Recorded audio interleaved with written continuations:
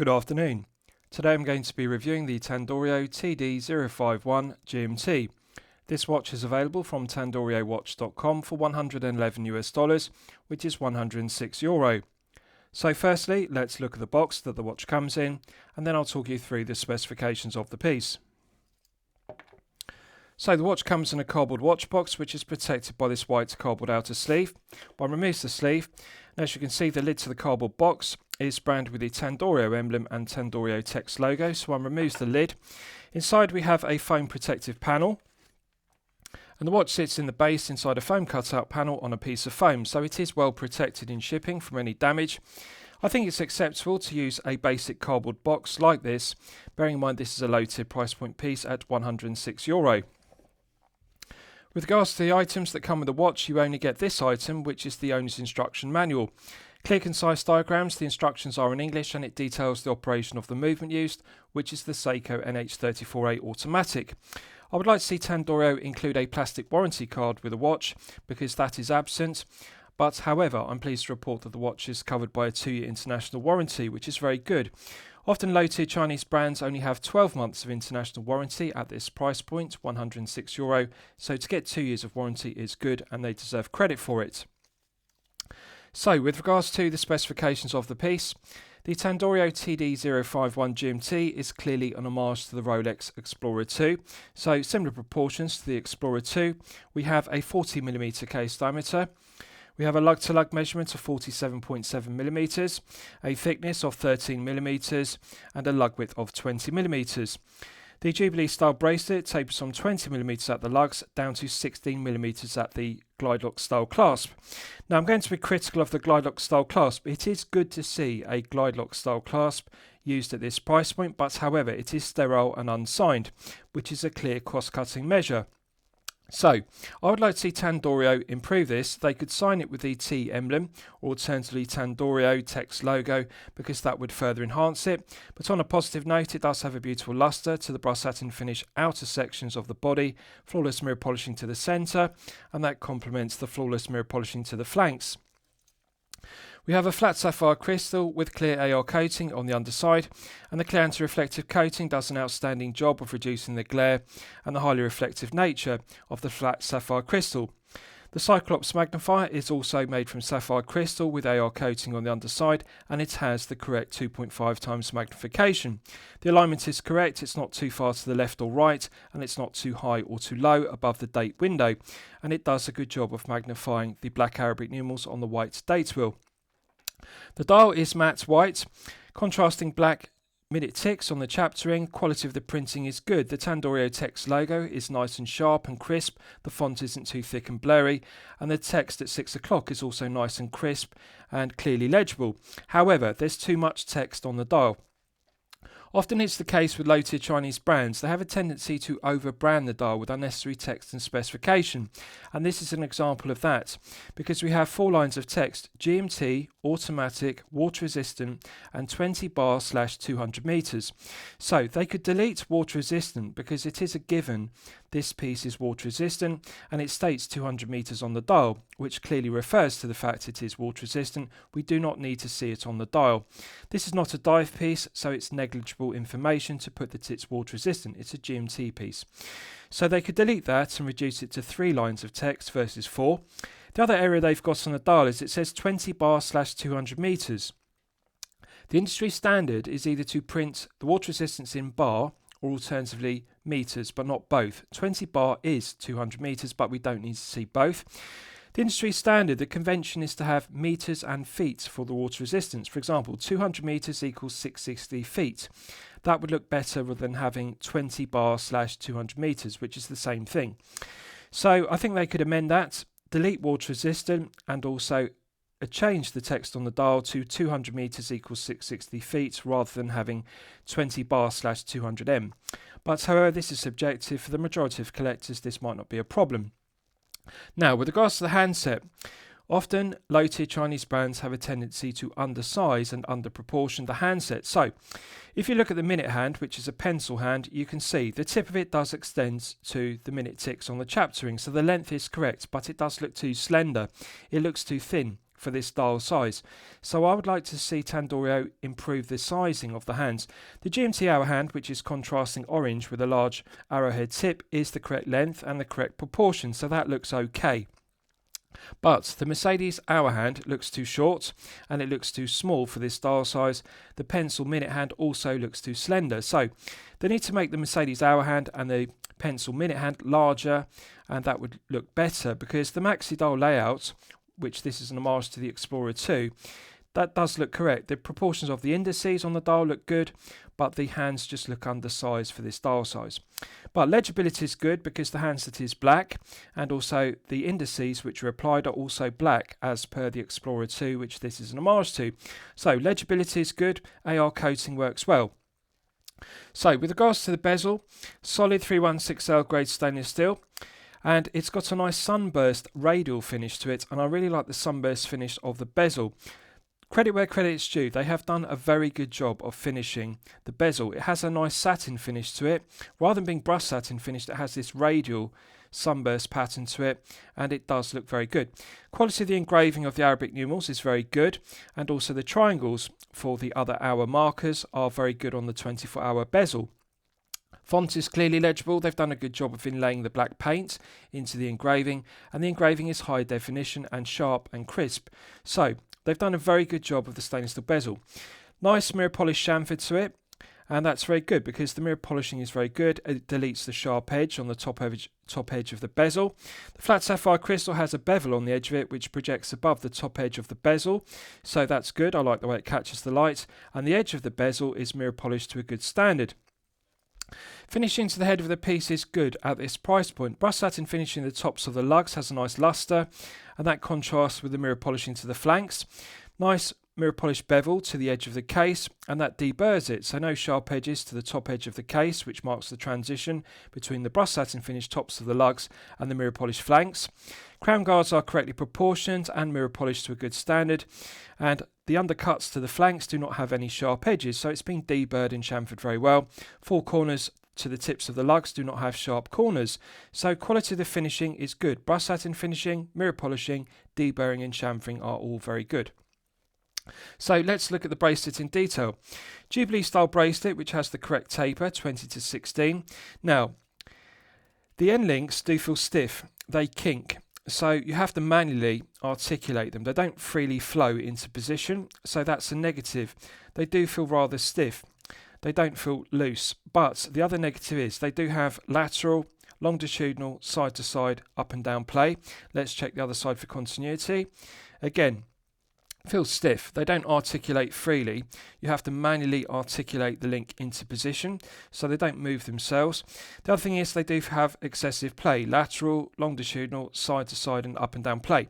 However, we're not looking at a €200 price point piece. One has to be magnanimous about some quality control and build quality issues.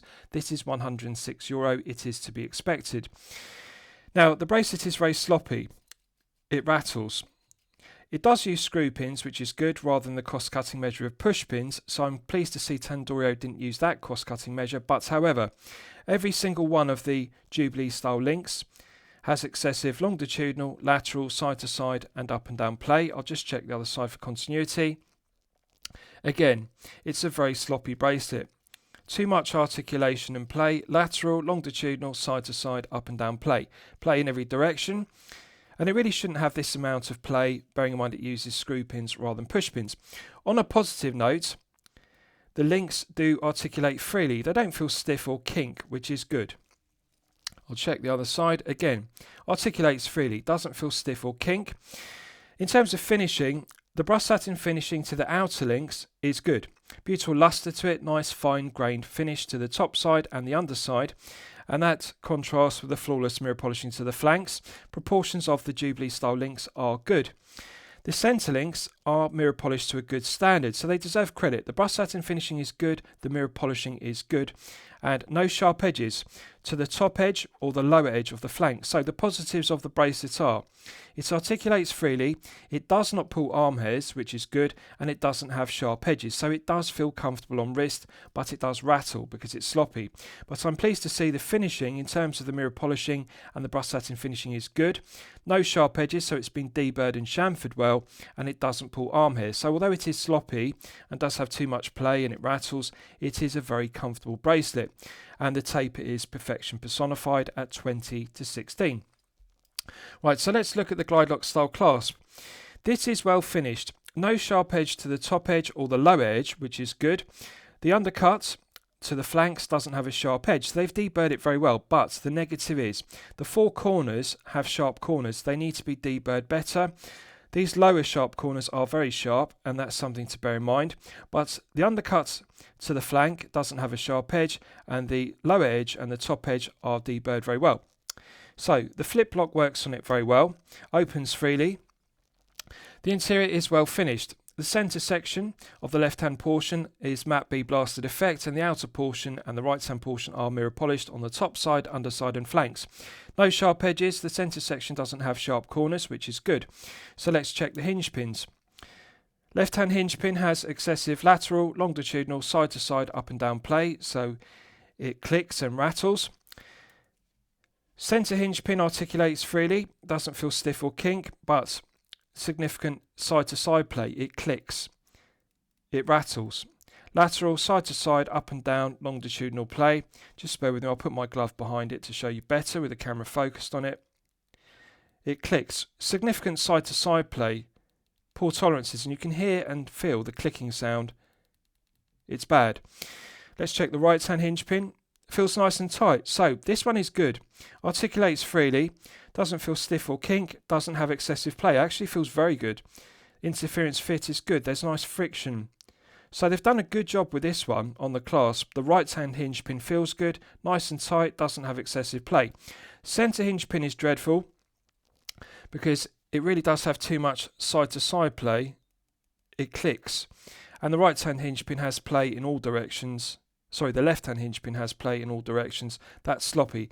My concern with the left hand hinge pin and the centre hinge pin is long term durability. But again, this is to be expected at €106. We're not looking at a €200 price point piece in the low tier. You are going to see this kind of quality control, builds quality and finishing issues at this price point. I am pleased to see this one on the right is nice and tight. This feels good. So that they've done a very good job of that. Now, on a positive note, this has a glide lock style clasp, as you can see. And I want to give due credit to Tandorio here because this is actually a very good glide lock style clasp. It articulates nice and smoothly, up and down. It doesn't feel too tight or too stiff. You don't have to really force it to manipulate it, to deploy it or shorten it. The other thing I like about it is it clicks in with a nice positive click and it deploys with a nice positive click in every single one of the clicks. So it actually works very well. To put this into perspective, it is as good as the Watch Jive's glide lock style clasp which I reviewed, and that was also very good. This does work very well. Nice positive click, deploys with a nice positive click. You don't have to really push it hard with your index finger or thumb to deploy it, and you don't have to push it hard with your index finger or thumb to get it to snap back in. Doesn't have too much play in it, so the quality control, builds quality and execution of it are all very good. And I like it. It's one of the better glide lock style clasps I've experienced. And they really deserve credit because to see a glide lock style clasp at this price point of €106 with this quality is good. It's a credit to Tandorio. They have done a good job of it. And it works very well. I like the way it snaps in and deploys with nice loud audible clicks. Feels good. And on a positive note, it does snap shut with a nice positive click, and the flip lock closes with a nice positive click. They just need to deburr the corners because the corners are sharp. They are the real QC issues here. The four corners feel very sharp. The lower ones are very sharp. But on a positive note, no sharp edges to the edges on the outer body and also the undercut to the flank. So it is correctly proportioned and it is well finished. Right, so let's test the screw down crown execution. Solid 316L grade stainless steel crown, coin edge finished. Large mirror polished chamfer to it, so that deletes the sharp tips to the coin edge teeth. Now, mirror polished domed cap, but the negative is a cost-cutting measure here because it's sterile and unsigned. I would like to see a T for Tandorio, the emblem engraved or embossed, because that would further enhance it. But again, one has to be magnanimous. This is €106. You are going to see some cost-cutting measures at this price point, such as a sterile crown. It would look better with a T emblem engraved or embossed, but however, that's to be expected. So let's test the screw down crown execution. 200 meters of hermetic seal is strong specification. Bearing in mind this is a GMT piece, not a dive piece. They could have made it 100 meters. The crown feels smooth, but it does feel very stiff. There is a lot of friction. The friction is caused by two things. The friction between the stainless steel crown rubbing against the thread of the stainless steel crown tube. So they could improve upon the quality control, build quality and tolerances of the screw down crown, improve the machining of the threads on the internal thread of the stainless steel crown and the external thread of the stainless steel crown tube. It is possible at this price point to get it silky smooth. Steel Dive do it at this price point. In fact, they do it at a lower price point of €80 on the SD 1953, which is the Submariner Date Homage I previously reviewed. So if Steel Dive can do it at €80, there is no excuse for Tandorio not doing it at €106. But it does unscrew okay. It just feels stiff. It doesn't feel rough or gritty, but you really have to turn it with a lot of torsion, a lot of force in order to get it to unscrew. The friction is also caused by the rubber O-ring gaskets. So there's two rubber O-ring gaskets, one inside the stainless steel crown and a second rubber O-ring gasket inside the stainless steel crown tube itself, and the two hermetic seals provide 200 meters of water resistance. So there's friction from the rubber O-rings rubbing against the winding stem, and also internally the crown rubber O-ring rubbing against the end of the crown tube, and all of that friction adds up, because it's also compounded by the stainless steel to stainless steel threads rubbing against each other with a lot of friction due to the poor tolerances. So it does feel stiff, but it does unscrew okay. So we can now manually wind the Seiko Caliber NH34A to its maximum 41-hour power reserve. No discernible difference between the 34A and the 35A. When you are manually winding, you can feel the tension in the mainspring gradually building up to its maximum 41 hours. Feels nice and smooth. It's something I like about the NH34A. It feels very good to manually wind. Nice and smooth, you can feel the tension building up. Pulling it out to the first click position is the quick set date complication and also the GMT hour hand quick set complication. So when you rotate the crown clockwise in the date setting position, as you can see, it advances the contrasting arrowhead tip of the GMT hour hand. So it clicks, it doesn't feel smooth. Each GMT hour clicks around the GMT bezel, and it's indexed very nice. It's got a nice positive clicking action to it. The alignment is correct and I like it. It feels very good. The negative is because it's driven off the date complication, you can only rotate the GMT hour hand quick set clockwise only. When you rotate the crown anti-clockwise, that advances the date. So in the date setting position, rotating the crown anti-clockwise advances the quick set dates. As you can see, feels exactly the same as the NH35A. Nice positive indexing. I like the positive clicking each day of the month clicks over. The 2.5 times magnification Cyclops magnifier does a good job of magnifying both the singles and the doubles, and the font is correct. It's not too thick or blurry, it's nice and sharp and crisp and high definition. Legibility is good. The alignment is good, both of the singles and the doubles. They're not too far to the left or the right of the date window. They're bang on the centre, which is good. They're not too high or too low either. And the legibility is good. You can clearly read the singles and also the doubles. So no discernible difference between the 34A and the 35A. The quick set date complication feels exactly the same. Very good. Pulling it out to the second click position hacks the movement. If you look at the second hand, you can see it's now stopped dead, so it's possible to set the time precisely to the second with the Caliber NH34A. So we're now in the time setting position. Light resistance to the gearing, minimal friction to it, feels nice and smooth, both clockwise and anti-clockwise, and you can also rotate the GMT hour hand through the 24 hours by cycling through the 12 hours as usual, as you can see. So if you want to move the GMT hour hand anti-clockwise, you can do it in the time setting position. So light resistance to it, feels very good, feels very smooth, and minimal back play. There is some slight slack you have to take up, so when you rotate the crown clockwise and anti-clockwise, there isn't an immediate response. You have to take up some very slight slack, which is a characteristic of the NH34A. But however, once you become accustomed to it, it does feel good to set the time.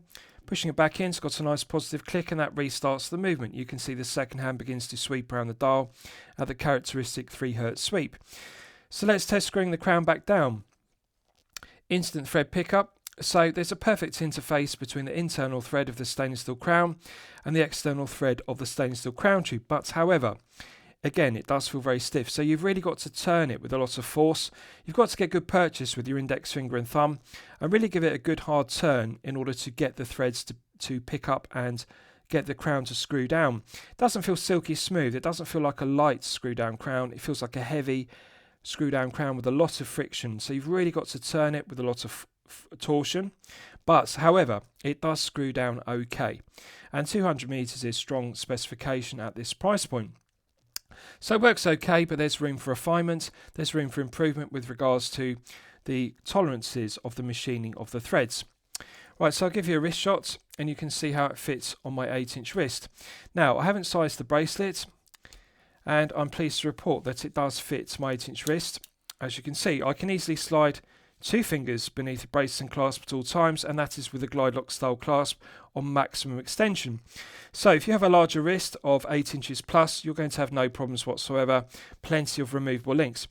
This Jubilee style bracelet has enough removable links to be sized from 6 inches minimum up to 8 inches maximum, as you can see, and bear in mind that is with a glide lock on maximum extension. There is 1.5 links of extension adjustment on it, so you could remove it, you could size it from 8 down to 7.5, alternatively 7 down to 6.5, for example. Plenty of adjustment on it.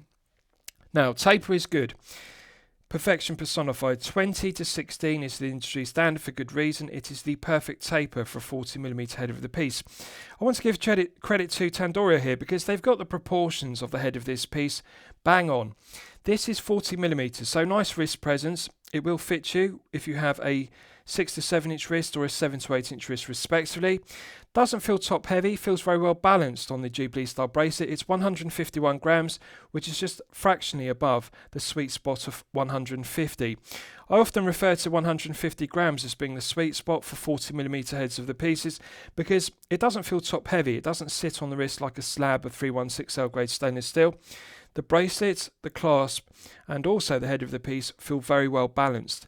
At 151, bear in mind that is with all the links in the Jubilee bracelet, it feels comfortable to wear for long periods of time, such as 8 to 12 hours per day. So, feel good factor is good, comfort level is good. I like the radial brushed satin finishing to the bezel, the way it catches the light and refracts it. That is absolutely gorgeous. Nice mirror polished bevel to the edge. They've done a very good job of the bezel. It looks very good. Jubilee bracelet has beautiful luster to it, to the outer satin links. The mirror polished centre links also look very good. So the bracelet, although it is sloppy and it rattles, it does feel very comfortable. No sharp edges, doesn't pull arm hairs, and it does look good. Rolex do not make the Explorer 2 on a Jubilee bracelet. They only make it on the Oyster bracelet, but I think it actually looks very good with the Jubilee style bracelet, an Explorer 2 Homage piece. It works very well.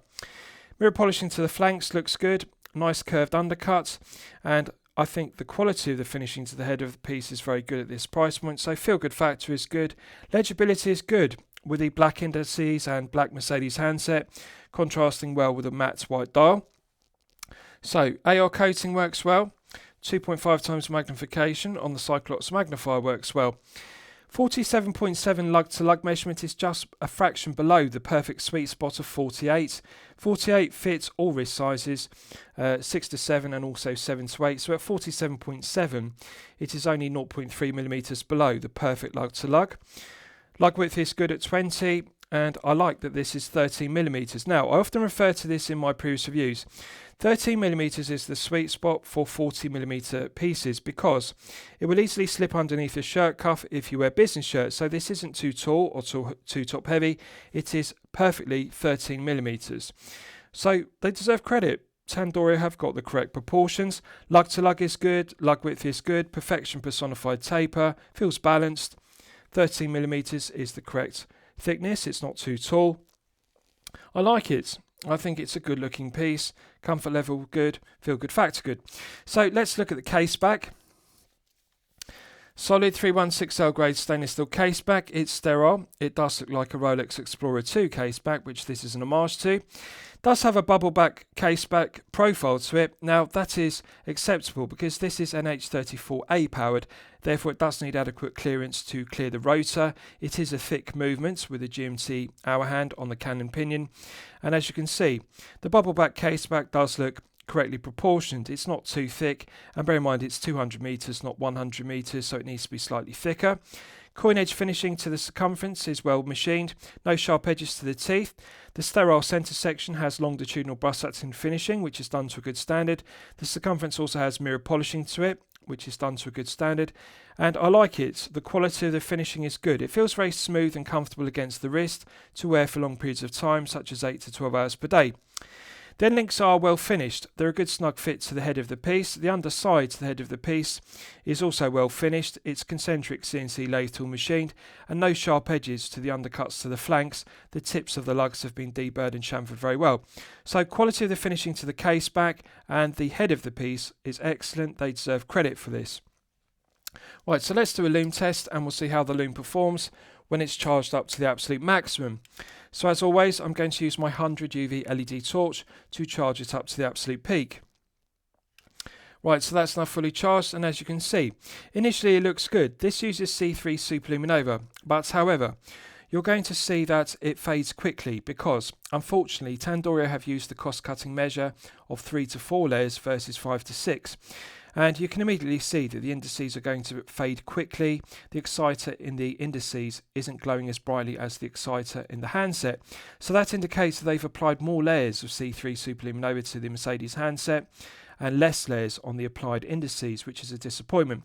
Now, in daylight conditions, the positive is the white tone on the indices and the white tone on the Mercedes handset matches. For example, it doesn't look cream on the hands or the indices. They both have the same white tone in daylight, so they've done a good job of matching the colour tone of the C3 in daylight. In the dark, it also has the same green tone. The C3 looks the same green tone on the indices and also on the handset, so the colour tone match is correct, but it's just they've used the cost-cutting measure. And often low-tier brands do this as a production cost-cutting measure in order to maximise profit margin per piece. So they use 3 to 4 layers on the dial or 3 to 4 layers on the handset versus 5 to 6, which is the industry standard and optimum performance. Now you can see both on the hands and also the indices, the exciter is now beginning to fade, and it will fade very quickly, exponentially with time. It's disappointing. I would like to see Tandorio improve this. I would like to see 5 to 6 layers because that would really give it optimum performance. It is fading. I would describe it as okay performance. It's what you would expect with 3 to 4 layers, but it's not as bright and as long lasting as 5 to 6. But one has to be magnanimous. This is €106. We're not looking at a €200 price point piece in the low tier. You are going to see this kind of cost cutting at this price point. Therefore, I think it's okay performance. Right, so let's discuss the movement used. You'll all be familiar with the Seiko NH34A automatic, which is made in Malaysia. So the NH34A has the same architecture as the NH35A, which is a reliable, well-proven workhorse movement. The only difference is there's a GMT complication added, which is driven off the date complication. So we have an additional GMT hour hand added to the cannon pinion. It has 24 joules. It runs at 21,600 vibrations per hour at a frequency of 3 Hz. It has hand winding and hacking, which use for complications, and a quick set date complication and a quick set GMT hour complication, which I've demonstrated. Both work well. 41-hour power reserve is perfectly acceptable. The stated accuracy is -20 to +40 seconds per day, so a rather wide accuracy range. However, I'm pleased to report that the NH34As that Tandorio are using have been very well regulated. This one is running consistently at +6 seconds per day, which is excellent. +6 is well within the -20 to +40 stated accuracy, and it is very good accuracy for an NH34A, so they deserve credit. They're clearly regulating their movements well in 5 positions. To get +6 from an NH34A is good. No reliability issues whatsoever. The build quality, quality control and materials used in the NH34A are very good. It has the same proven reliability as the NH35A, which is based upon. Hand winding and hacking work well. Quick set GMT complication work well. It is the correct choice of GMT movement at this price point of €106. I like it. I like everything about the NH34A. So, last, I'll summarise the piece. What do I think of it overall? Well, when I'm considering reviewing a watch on my channel, the watch should meet 2 criteria. It should be both excellent quality and excellent value at the respective price point. So, low tier piece, price point is $111 US, which is €106. I'm going to declare it good quality, and I'm going to declare it okay value at €106. There are some things which need improving. For example, the build quality, quality control and tolerances of the sloppy bracelet, and also the end links, and also the play in the hinge pins. But however, one has to be magnanimous because this is €106. It is to be expected. On a positive note, the NH34A is a good movement at this price point. The AR coating is good. The C3 Superluminova needs 5 to 6 layers versus the 3 to 4, but it does perform okay. I think they've done a good job of this watch. The AR coating, the Cyclops magnifier is 2.5 times. They've got the basics right. Now, the thing they really need to improve upon is the screw down crown feels stiff. It works okay, but it's not silky smooth. There's room for refinement. Also, the cost-cutting measures of the sterile crown and the sterile Glidox style clasp, it needs to be signed with the Tandorio emblems. But it's a good watch for €106 and it's okay value at €106. So I'm going to recommend it to you for consideration. I hope you've enjoyed my review of the Tandorio TD051 GMT. Please feel free to post your own comments below the video. Thank you for watching.